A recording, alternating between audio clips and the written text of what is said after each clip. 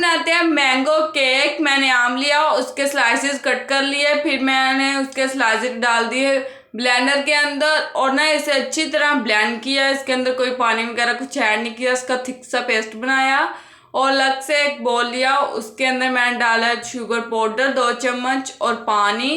یہ ہمارا تیار ہو گیا شوگر سیرپ۔ پھر میں نے بریڈ لیا، اس کے اوپر لگا دیا شوگر سیرپ، اس سے نا بریڈ خشک نہیں ہوتے۔